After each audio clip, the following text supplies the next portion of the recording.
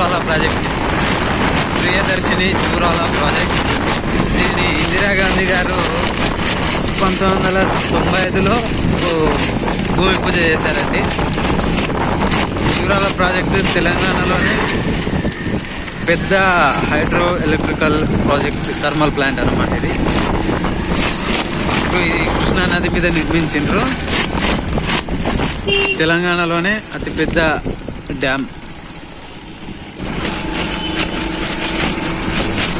1995లో ఈ Jurala project complete అయిందండి.